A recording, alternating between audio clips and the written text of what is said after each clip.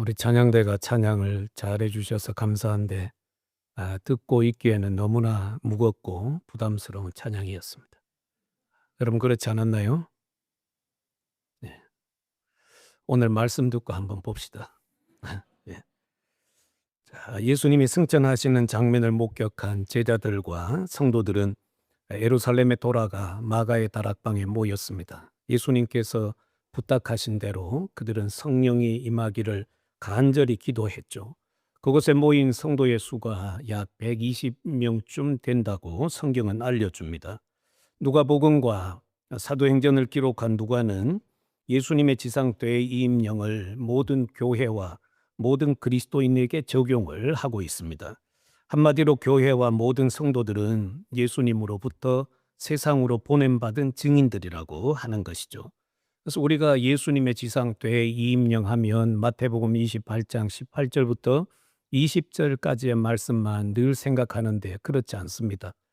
마태복음에도 기록되어 있고 누가복음에도 기록되어 있고 그리고 마가복음, 요한복음, 사도행전에 5번 기록이 되어 있습니다.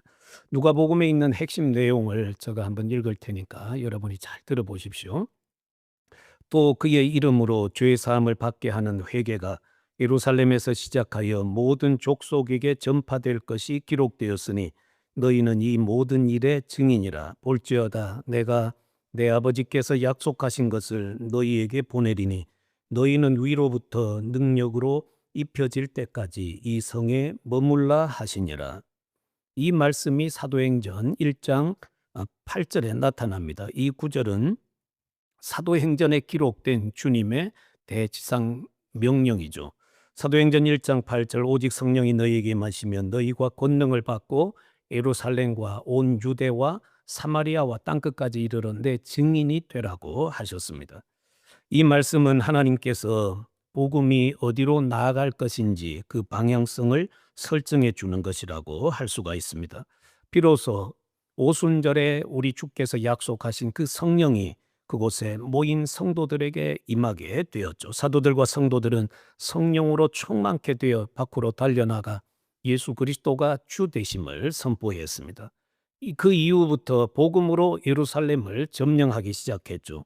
이 복음을 듣고 많은 사람들이 예수님께 돌아오게 됐습니다. 베드로가 설교했을 때 3,000명, 또 수가 더해져서 5,000명, 허다한 무리, 그리고 그토록 이 강팍했던 제사장의 허다한 무리도 예수 그리스도의 말씀에 복종하고 돌아오게 되었습니다. 그럼에도 불구하고 예수 그리스도를 증오하는 집단들이 복음과 그 복음 전하는 자를 배척했죠. 몇 주 동안 살펴본 말씀처럼 예수 그리스도를 전하던 스데반이 순교했습니다. 스데반의 순교는 유대교를 신봉하는 자들과 사내들인 공회가 이거 잘 기억하셔야 되는데요. 역사적 예수 그리고 십자가에 죽으시고 부활하신 예수, 승천하셔서 하나님 보좌 우편에 앉으신 예수 그리스도를 얼마나 증오하고 미워하는지를 보여주는 증거이죠.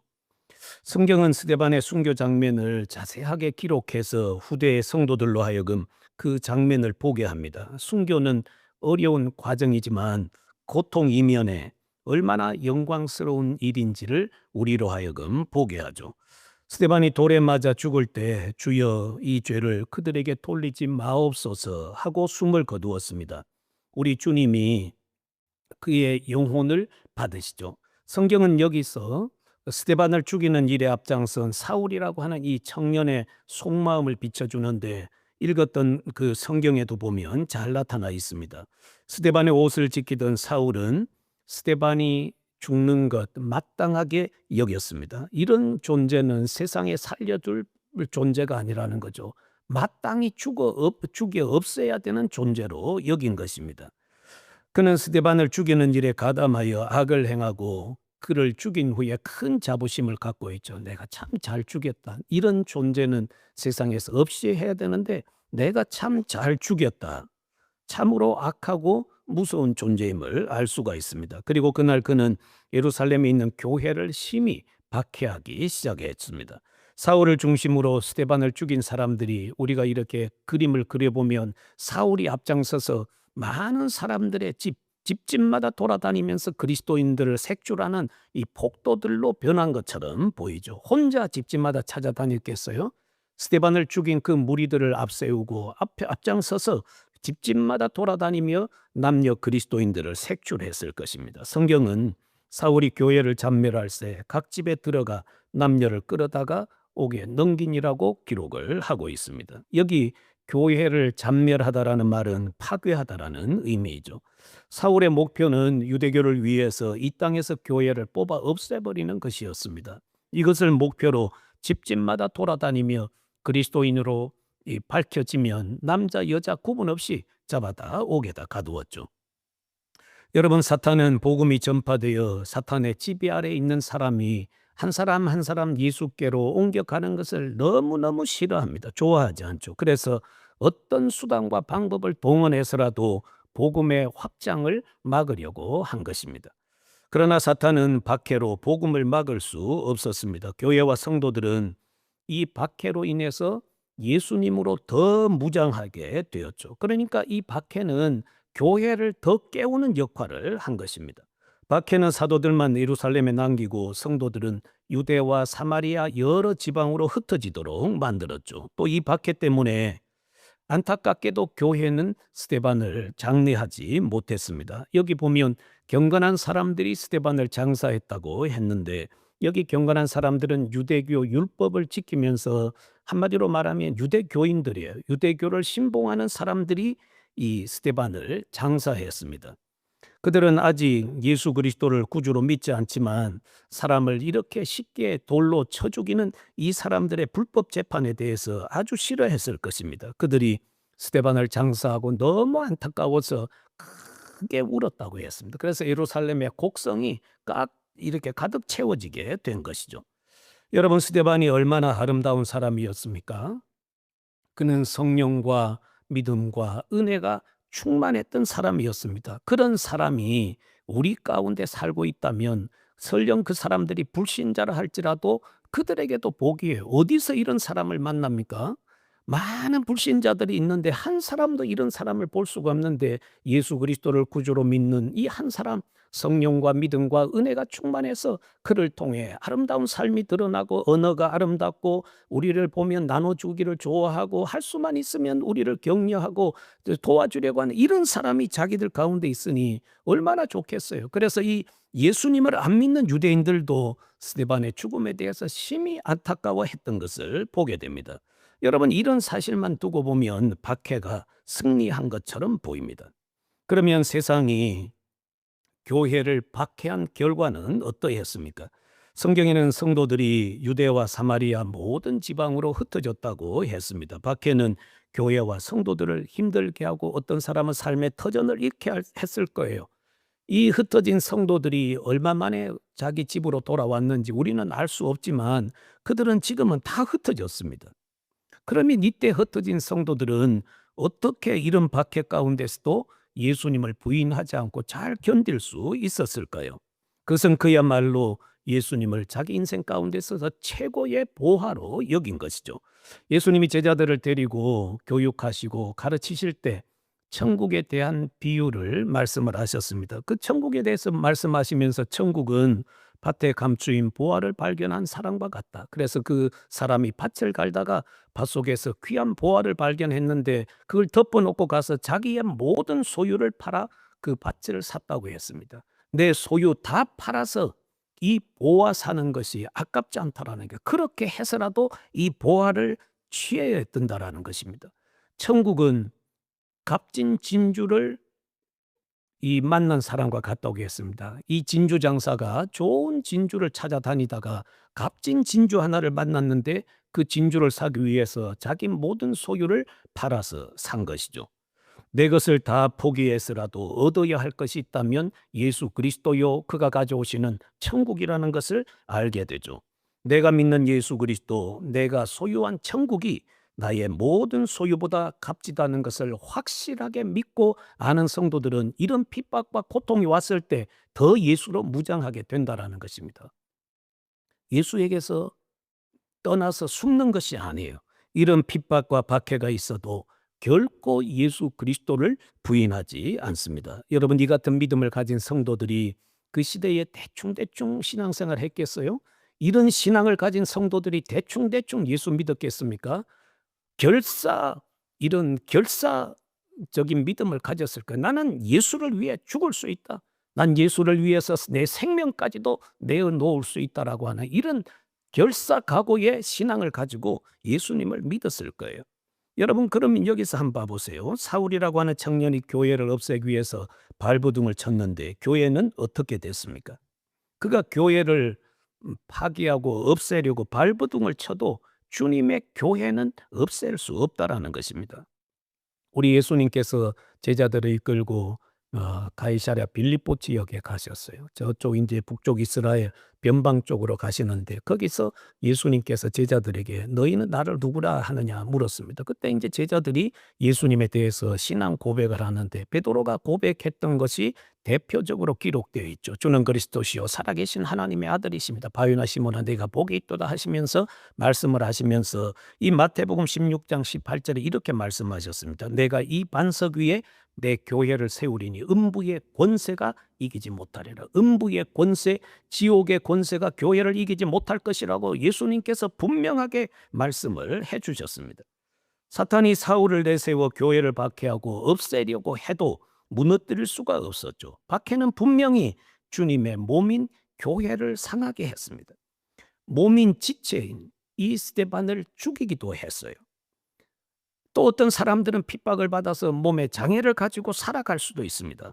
그러나 천지는 없어져도 예수 그리스도의 몸인 교회는 없어지지 않습니다. 교회에 순교자가 나오고 교회당이 무너지고 교회당이 불에 탈 수도 있어요. 그러나 그 교회 안에 모여서 예배했던 그리스도의 공동체인 교회는 이런 핍박과 환난 때문에 없어지지 않는다라는 것을 알게 됩니다. 교회의 머리이신 주님이 자기의 몸인 교회를 붙들고 계시는 거죠. 여러분, 한 분 한 분을 붙잡고 계시는 분이 바로 우리 주 예수 그리스도이세요. 여러분, 그렇습니다. 그리스도의 몸인 교회를 박해하는 것은 교회의 머리 대신 그리스도를 박해하는 거예요. 주님을 박해하고 승리할 자가 있습니까? 여러분, 이 세상 역사 가운데 주님을 무시하고 승리하여 자기의 영광을 세상에 드높인 사람이 있습니까? 없어요. 다 주께서 한번 누르시면 이 두 손가락으로 코만 한번 눌러도 그냥 숨 못 쉬고 가는 거예요.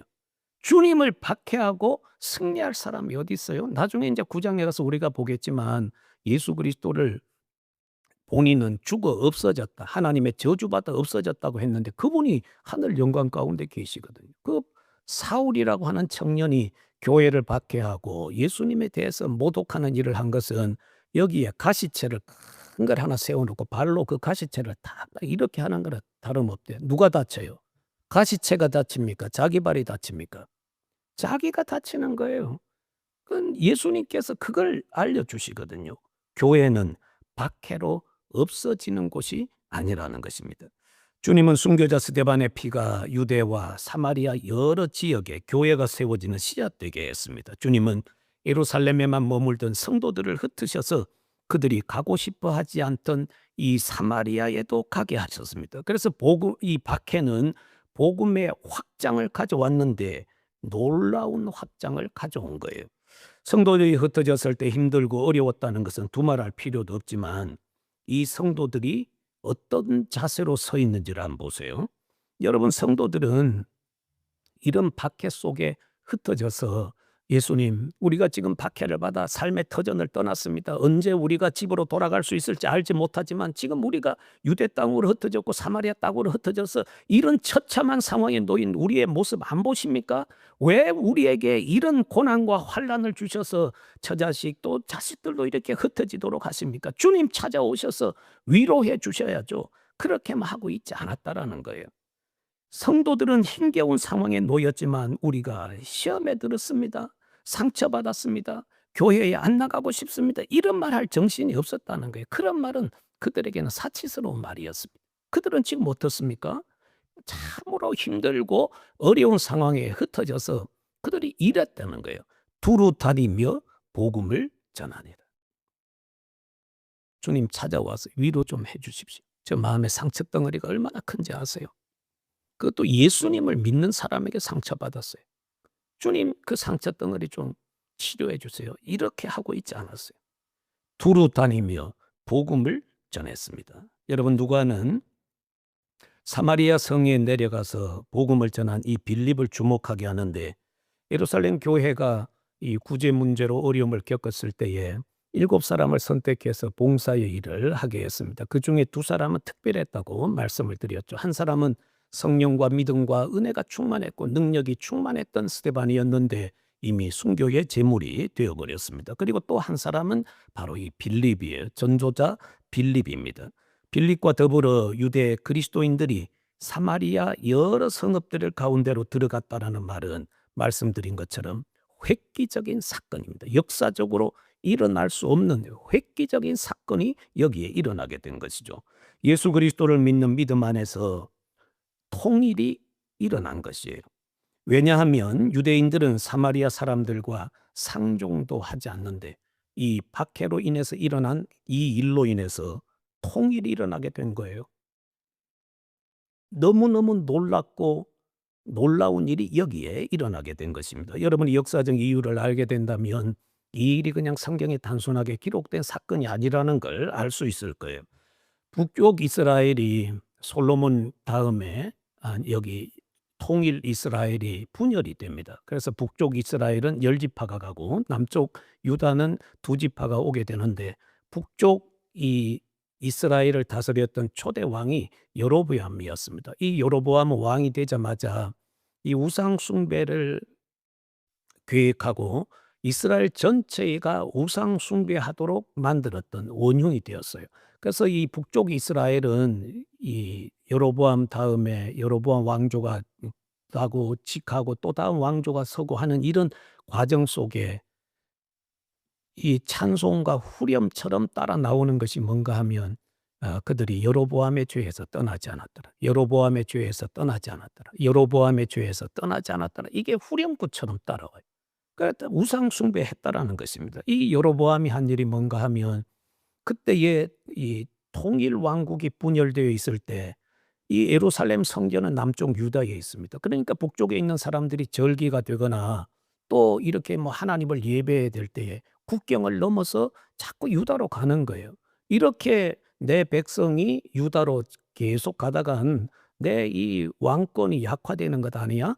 이렇게 해서 이쪽 사람들이 자꾸 유다로 가서 거기에 살겠다고 하면 내 국민도 잃고 왕권도 축소되는 거 아니야? 그래서 이 사람이 계획해낸 것이 뭔가 하면 유사절기를 만드는 거예요. 이스라엘처럼 이 남쪽 유다처럼 7월 14일, 15일 그때 이 속죄일에 진행되는 축제를 이쪽 북쪽은 8월 15일로 날짜를 만들어서 유사하게 만든 거예요. 그리고 베델과 단에 이 금송아지를 세우고 이것들이 너희를 애굽에서 인도해낸 신이다. 이것 섬겨라. 그러면서 베델에서 제사장도 세우고 뭐 신전 세워서 그걸 하게 한 거예요.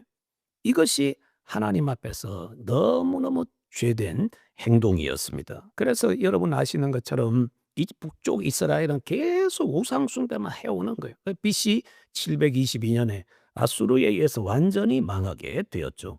이 아수르가 세계 정권을 그 극동의 정권을 잡고 그 주변을 다스릴 때에 정복하는 나라들마다 그가 이산 정책을 썼습니다. 사람을 잡아다가 다른 나라로 보내고 다른 나라의 사람을 데려다가 이쪽에다가 두는 거예요. 이 사마리아 지역은 아수르가 다른 지역에 있는 사람들을 잡아다가 거기다가 두어서 유대인들과 이스라엘 사람들이 혼혈이 되게 만들었습니다. 이 혼혈로 인해서 사마리아 지역에 사는 사람들은 정체성을 잃게 됐어요. 정통 유대인들에 의해서 너희들은 우리 민족도 아니야. 우리는 너희들과 상종할 수 없어. 그래서 이 사마리아 사람들은 고립된 채 유대인들과 상종도 하지 않습니다. 이 북쪽에서 남쪽 유다로 가려면 예루살렘으로 가려면 그 중간쯤에 사마리아라는 곳이 있는데 사람들이 이 땅을 밟는 것 자체가 부정케 돼요. 그래서 그냥 통과 안 했어요. 옆으로 이렇게 빙 돌아갔습니다. 빨리 이리 그냥 통과하면 빠른데 부정하다고. 이들은 우리와 동일 민족이 아니라고 정체성을 잃은 민족이라고 상종을 하지 않았습니다. 남쪽 유다도 이 우상 숭배로 인해서 나중 BC 586년에 이제 완전히 망해서 바벨론에 잡혀가서 70년 포로 생활을 하고 마침내 하나님께서 고레스를 메시아로 세우잖아요. 그를 기름 부어 이스라엘 백성, 그 유다 백성들을 예루살렘에 돌아가게 하는데, 그때에 이 백성들이 돌아와서 그 파괴되었던 그 성전을 수룹바벨을 중심으로 건축을 하게 됩니다. 그런데 이 건축을 할 때에 어떤 일이 있었는가 하면, 그때가 BC 536년경에 성전 기초를 놓습니다. 성전 기초를 놓을 때에 거기에 있던 사마리아 사람들이 우리도 끼워줘, 그런 거거든요. 우리도 유대인이야, 같은 민족이야, 성전 건축할 때 우리도 불러서 같이 힘을 합해서 합시다. 그런데 이 유대인들이 생각할 때 이들은 지금 그 외세의 침입을 받아서 이미 혼혈이고 또 민족의 정체성을 잃었다고 보고 우리와 함께 성전 지을 수 없습니다 하고 거절을 한 것입니다. 이 거부당한 사마리아 사람들이 너무 기분이 나쁘잖아요. 그래서 그때부터 성전 방해를, 건축을 방해했습니다. 이들이 그때 바사 곧 페르시와 갈리들에게 이 뇌물을 주고 성전 재건을 중단하도록 만든 것이죠. 그리하여서 성전 공사가 약 16년 정도 이 중단이 되었습니다. 다리오 왕이 이제 왕위에 앉은 2년쯤 지나 BC 520년경에 그때까지 약 16년 동안, 긴 세월 동안 성전 재건이 이루어지지 않았죠. 그 이후에 이제 다시 성전이 재건되는데 4년 만에 BC 516년경에 성전이 지어지게 된 것입니다.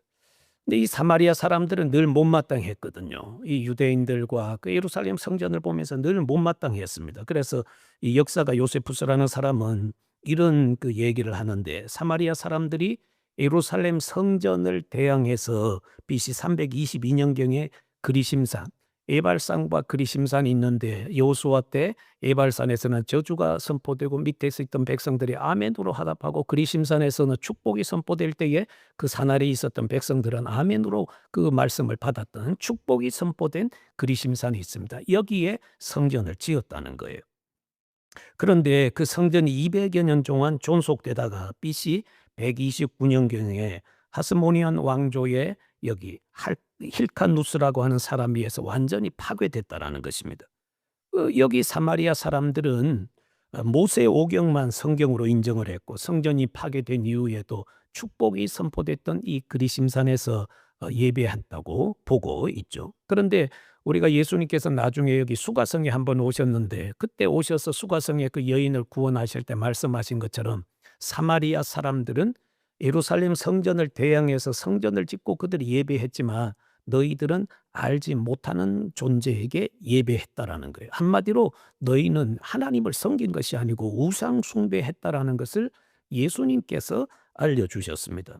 이 같은 역사 때문에 유대인들은 이 사마리아 사람들을 상종도 하지 않았습니다. 순수성을 잃었다고 해서 멀리하게 된 것이죠. 그러니까 이들의 불신이 역사적으로 그 길이를 생각해 보면 약 700년에서 800년 동안 깊은 불신의 골이 서로 쌓여 있어요. 무엇으로도 메울 수 없는 이 불신의 골이 깊어서 이 같은 동족이지만 하나 될 수 없는 사람들이었습니다. 우리가 말씀드린 것처럼 요한복음을 보면 예수님의 공생의 기간에 사마리아 성 가운데 수가성에 가셨어요. 그 수가성 이 근처에 야곱의 우물가에서 한 여인을 구원하셨는데, 이 여인이 예수님을 만나고 물동이 내버려두고 마을로 달려 들어갔습니다. 약 2km쯤 되는 거리를 막 달려간 거죠. 달려가서 내가 그리스도를 만났다 하니까 그 사마리아 성의 사람들이 그리스도를 만나기 위해서 확 나왔어요. 그때 예수님께서 제자들로 하여금 사마리아 성 사람들을 추수하게 하세요. 예수를 믿었던 그 사람들이 거기서 놀라운 신앙 고백을 하나 하는데, 그 사마리아 사람들이 남긴 신앙 고백이 대단했습니다. 우리가 세상에 구주를 만났다, 이 고백을 한 거예요. 그리고 예수님을 모시고 가서 이틀 동안 더 예수님을 머물게 했습니다. 그때에 이 사마리아 사람들은 예수님을 만난 거룩한 기쁨을 경험하게 됐는데, 사마리아 전체가 이런 기쁨은 경험하지를 못했었죠. 예수님이 승천하신 후에 사도들과 성도들이 예루살렘에서만 복음을 전했습니다.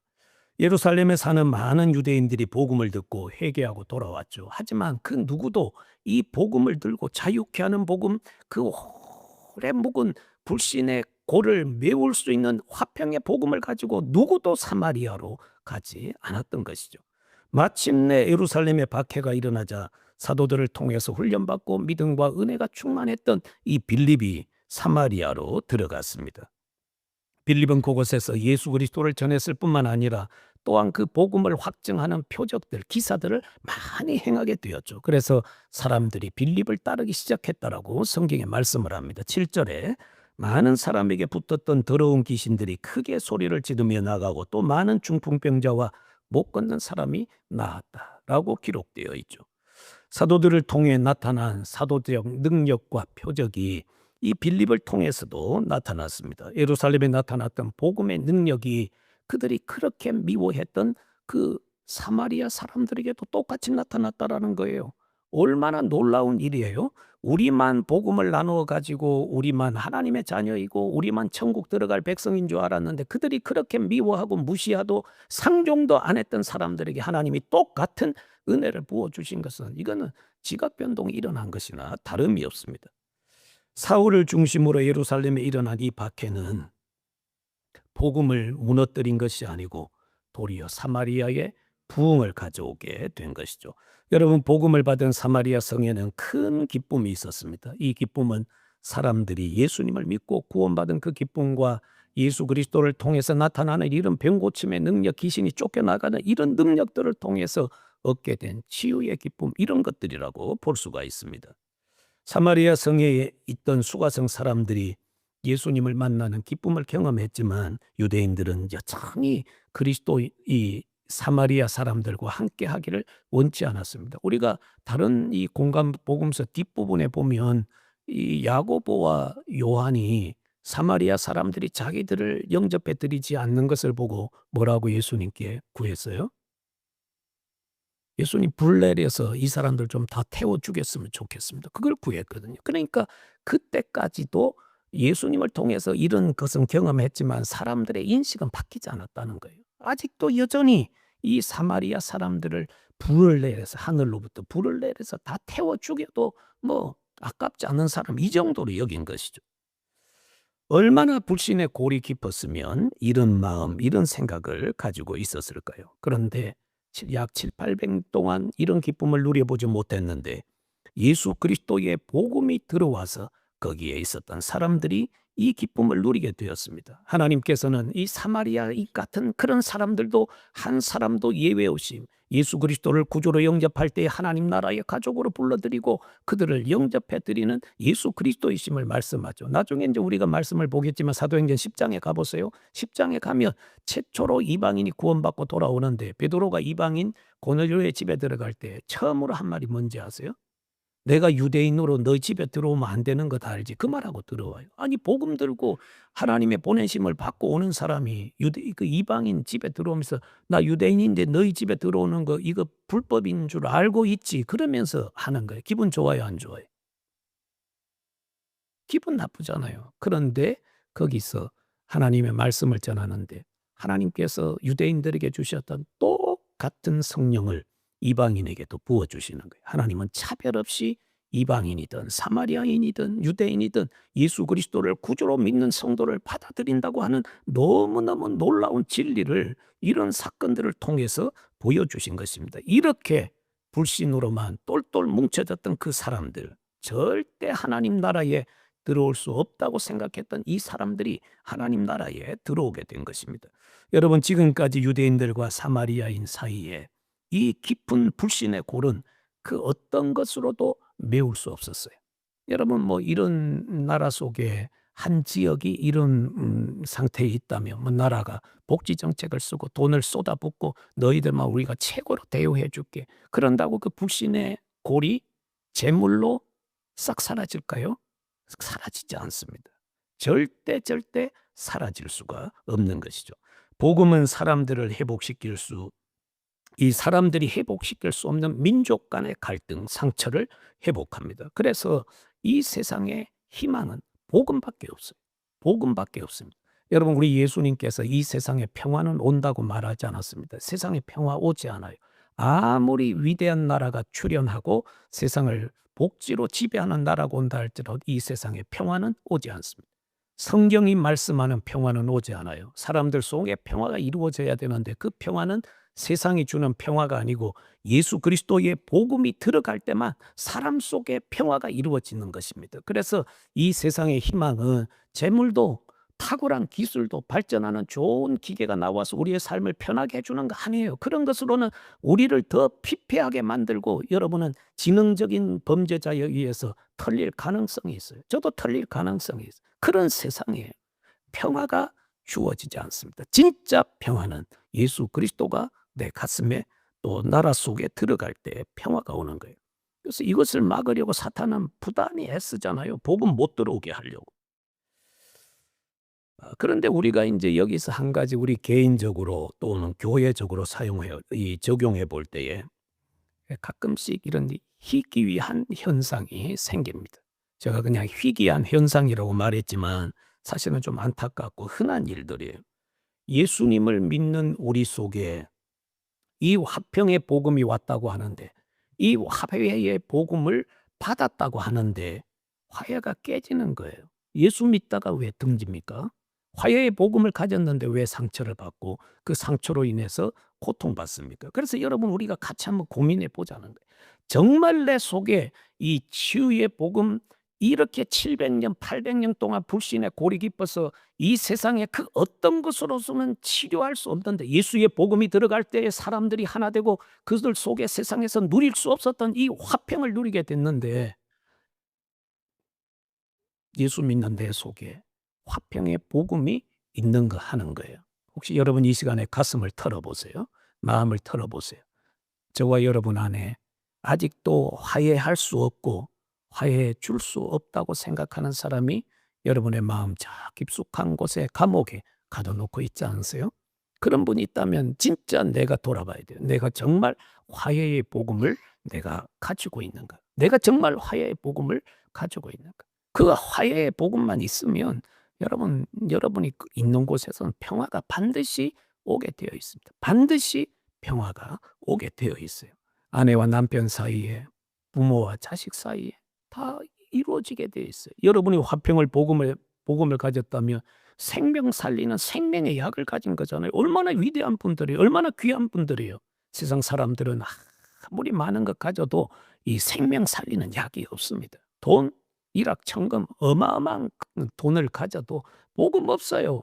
여러분이 소망이에요. 그런데 우리가 이 생명의 복음을 가지고 살면서 이 복음을 살리는 일에 사용할 수 없다.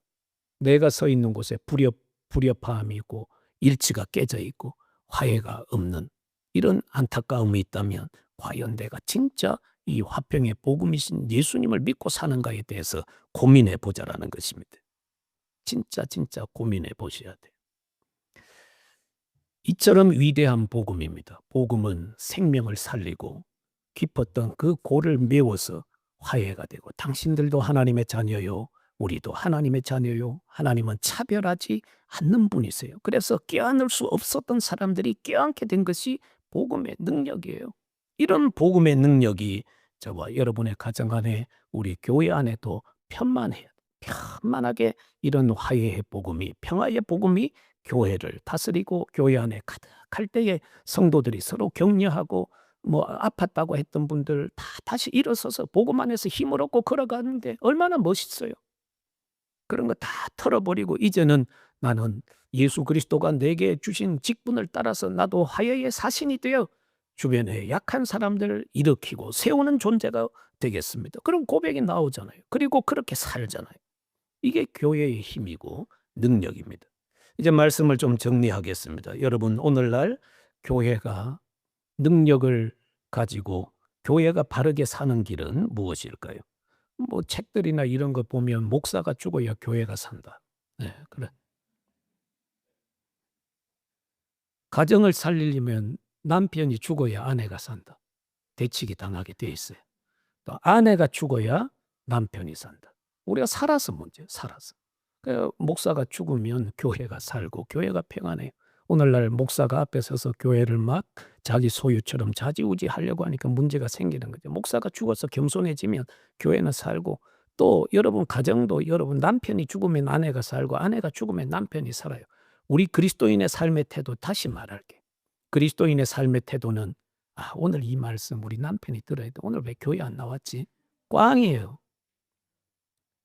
여기에 앉아 있는 분에게 말씀이 들려지는 거죠. 그리스도인의 삶의 태도는 따라 삽시다. 내가 변화되어 다가가는 것이다. 내가 변화되어 다가가는 것이다.